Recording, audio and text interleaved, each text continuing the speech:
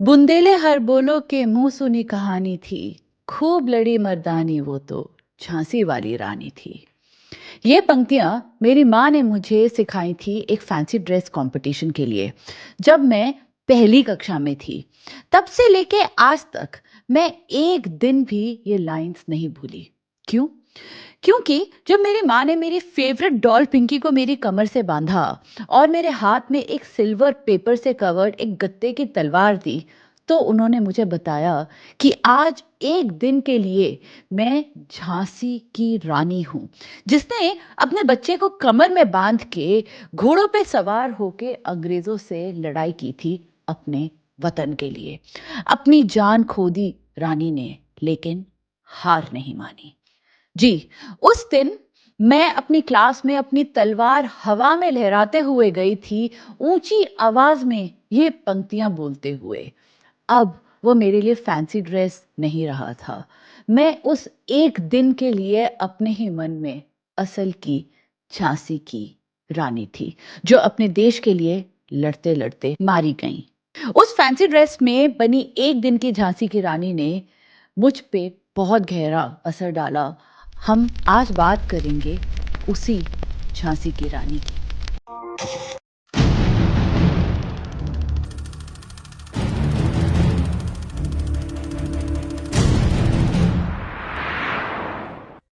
जय हिंद दोस्तों, मैं हूं प्रेरणा और आज हम बात करेंगे मणिकर्णिका तांबे यानी महारानी लक्ष्मीबाई, झांसी की रानी की। एक अकेली लड़की योद्धा के कपड़ों में ग्वालियर के रणभूमि में सर झुकाने से इनकार करते हुए लड़ी, और क्या लड़ी वो अंग्रेजों से। ये ब्रिटिशर्स के साथ वो ग्वालियर वाली लड़ाई चाहे उनकी आखिरी लड़ाई थी, लेकिन किसी भी तौर पे पहली नहीं। जानते हैं कि कैसे मणिकर्णिका, जिन्हें प्यार से मन्नू पुकारा जाता था, बनी रानी लक्ष्मीबाई, और ऐसा क्या हुआ था कि वो ब्रिटिशर्स की सबसे बड़ी दुश्मन बन गई। Chapter 1, making of a warrior, Jhansi की रानी। कोई नहीं जानता था 1828 में पैदा हुई मणिकर्णिका तांबे इतिहास लिखने वाली हैं। उनके पिता मोरोपंत तांबे वाराणसी की एक स्पिरिचुअल एंड कल्चरल पर्सनालिटी थे, जो बिठुर के पेशावा यानी मुख्य प्रधान के यहाँ एडवाइजर थे। और उनकी माता बैगीरथी बाई मणिकर्णिका की कच्ची उम्र में ही चल बसी।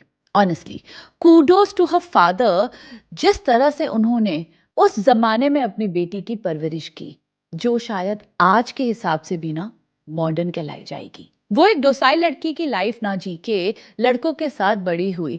तलवारबाजी सीखी उन्होंने घुड़सवारी करते हुए, और जंग की तरकीबों से वाकिफ हुई।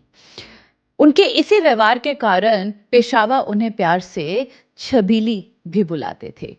पेशावा का बहुत बड़ा हाथ था मन्नू को इन स्किल्स में आगे बढ़ाने के लिए। उन्होंने मन्नू को ट्रेनिंग देने में कोई कमी नहीं छोड़ी।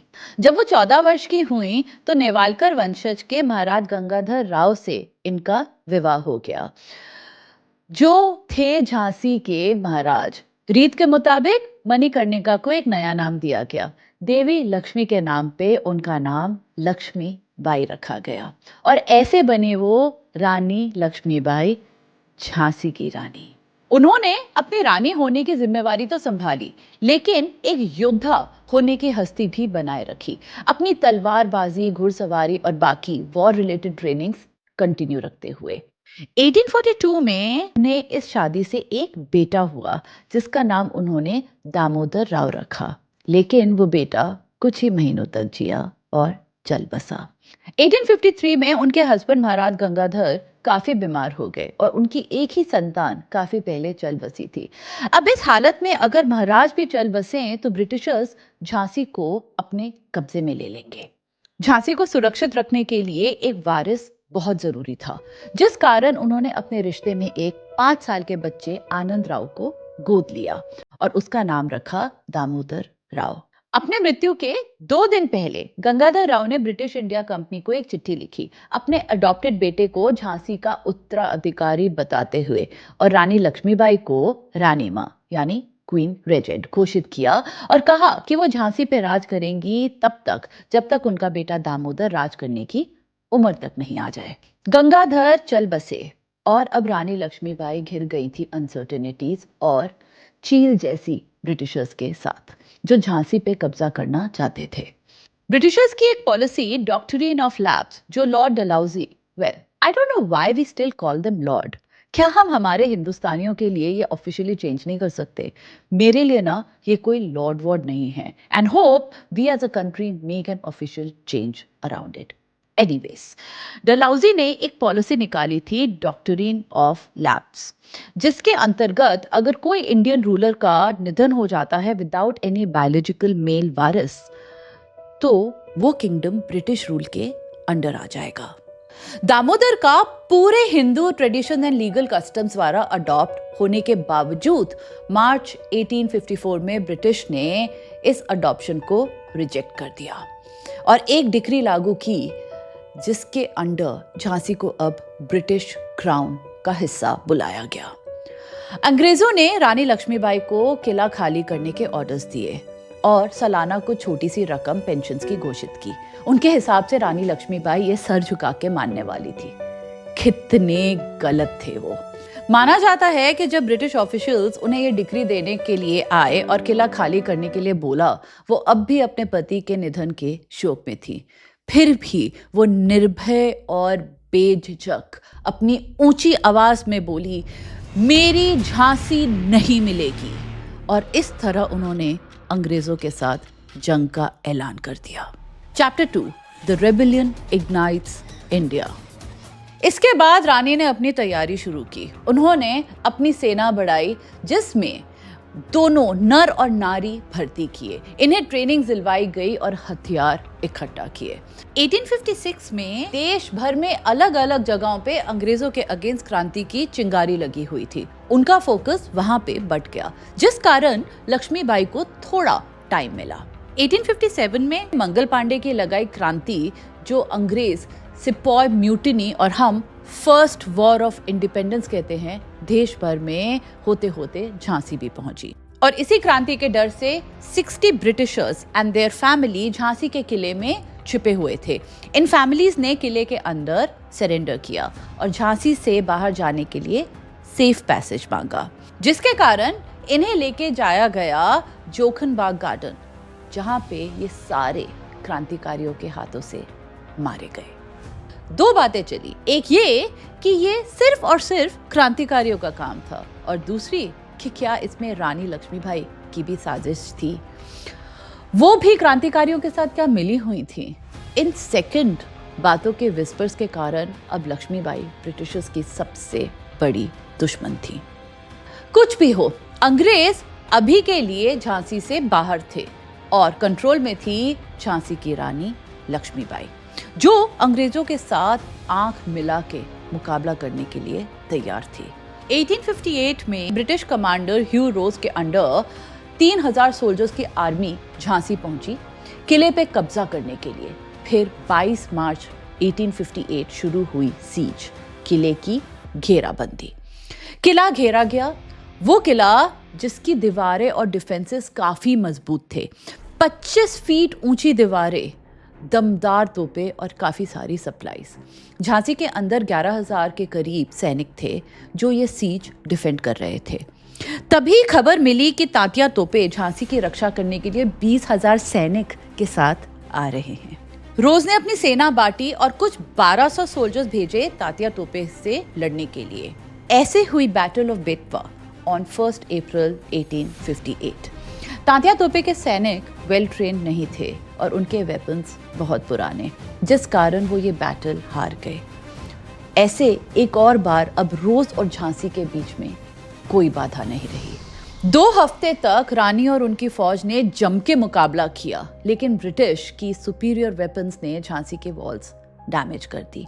3 अप्रैल को सुबह 3 बजे रोज ने झांसी पे अपना फाइनल आक्रमण किया।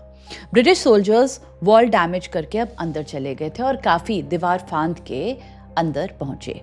रोज अब लक्ष्मीबाई को कैद में लेने के बहुत करीब थे, पर हकीकत देख के चौंक गए, क्योंकि 4 अप्रैल को रानी लक्ष्मीबाई किले से सुरक्षित जा चुकी थी और ये रानी लक्ष्मीबाई के झांसी से किले की छलांग लगाने की कहानी उन्हीं की तरह लेजेंडरी है। थोड़ा जान लेते हैं इस बारे में भी। लक्ष्मीबाई का जिंदा रहना बहुत जरूरी था जंग जारी रखने के लिए, जिस कारण उनके लॉयलिस्ट ने उनका घोड़ा बादल तैयार किया, उनके बेटे दामोदर को उनकी कमर से बांधा और एक रूट बनाया कालपी तक का, जहां तात्या तोपे और बाकी क्रांतिकारी इकट्ठा हो रहे थे।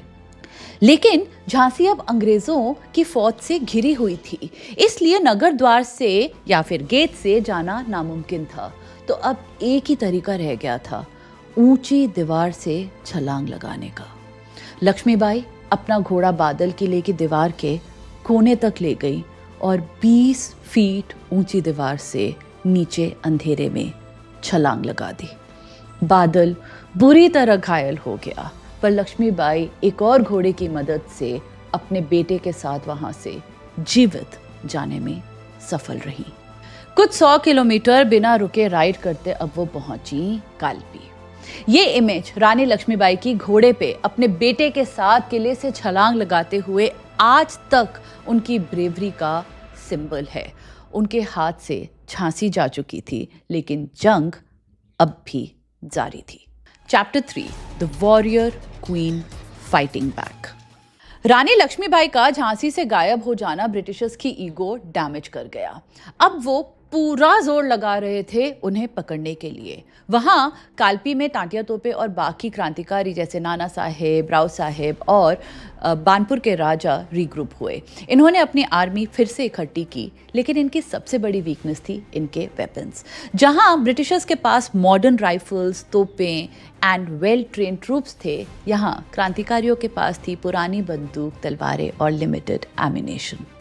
22 मई 1858 ह्यू रोज की आर्मी ने कालपी पे अटैक कर दिया। एक बार फिर रानी लक्ष्मीबाई अपने सिपाहियों के साथ हैंड टू हैंड कॉम्बैट में दिखी, लेकिन ब्रिटिशर्स की फायर पावर के आगे ये बैटल वो हार गए।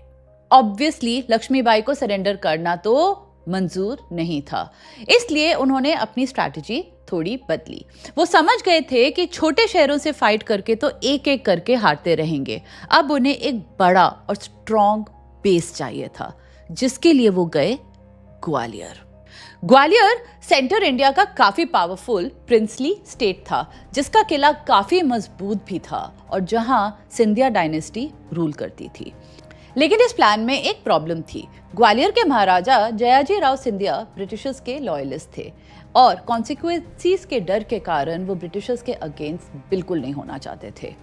तब इन अर्ली जून 1858 को लक्ष्मीबाई, तांतिया तोपे और उनके साथियों ने ग्वालियर पर अटैक करके उसे कैप्चर कर लिया। अब पहली बारी क्रांतिकारी एक बड़ी सिटी के फोर्ट से अपने आप को डिफेंड करने वाले थे, जिस ग्वालियर फोर्ट में उन्होंने इंडियन इंडिपेंडेंस का झंडा भी लहराया। Chapter 4, the final stand. 18 जून 1858 को सूर्य उदय के साथ रानी लक्ष्मीबाई अपनी जिंदगी की आखिरी जंग के लिए तैयार हुई। फिर से अपने बेटे दामोदर राव को अपनी कमर से बांध के तलवार हाथ में लिए वो घोड़े पे सवार हुई। सुबह 7:30 बजे ह्यू रोज की आर्मी ने ग्वालियर पे आक्रमण कर दिया। तोपें चली, गोलियों की आवाज गूंजी और दूर तक थे घने धुएं के बादल। रानी लक्ष्मीबाई निर्भय, बेखौफ, बहादुरी से निकली दुश्मनों के बीच आक्रमण करती हुई एक बिजली की तरह, पर आखिरकार उन्हें ब्रिटिश सोल्जर्स ने घेर ही लिया। उन्हें एक गोली लगी, वो जख्मी हुई लेकिन गिरी नहीं। अपनी तलवार ऊंची रख अब भी लड़ रही थी। उनकी मृत्यु उस रणभूमि में एग्जैक्टली कैसे हुई ये किसी को नहीं मालूम, लेकिन जो हमें मालूम है वो मैं आपको बताती हूँ। अब रानी लक्ष्मीबाई को आज की लड़ाई का अंजाम मालूम था, लेकिन उन्हें ये बिल्कुल मंजूर नहीं था कि उनका मृत शरीर भी ब्रिटिशर्स के हाथ लगे। और ये था उनका आखिरी आदेश अपने फॉलोअर्स के लिए कि उनका शरीर ब्रिटिशर्स के हाथ नहीं लगना चाहिए। और ऐसा ही हुआ। माना जाता है कि पास के एक मंदिर से आग और धुएं उठते हुए दिखाई दे रहे थे। वो उनकी यानी झांसी की रानी लक्ष्मीबाई की चिता से निकलते हुए आग के अंगार थे। उन्होंने जैसा चाहा वैसा ही हुआ। उनकी बॉडी ब्रिटिशर्स के हाथ नहीं लगी। ह्यू रोज ने अपनी बैटल रिपोर्ट में लक्ष्मीबाई के बारे में लिखा that she was the best and bravest of the rebels.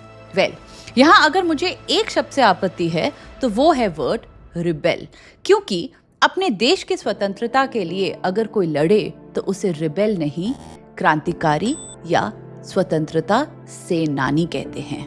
लेकिन एक बात गौर करने वाली है, अल्फाज कुछ भी इस्तेमाल किए गए हों, दुश्मन अगर तारीफ करे तो मुझ जैसों के पास क्या ही शब्द रह जाते हैं उनकी तारीफ के लिए।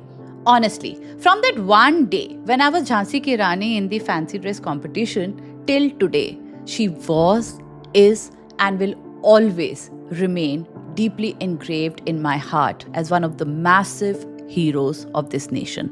आप बताएं आपके कौन कौन हीरोज हैं? मेरे और बहुत हैं जिनकी बातें मैं फिर आपके लिए लेके आऊंगी, लेकिन अभी आज के लिए इजाजत चाहती हूँ। अगले हफ्ते फिर मिलूंगी एक और जर्नी के साथ। तब तक के लिए स्टे देसी, स्टे इंडियन।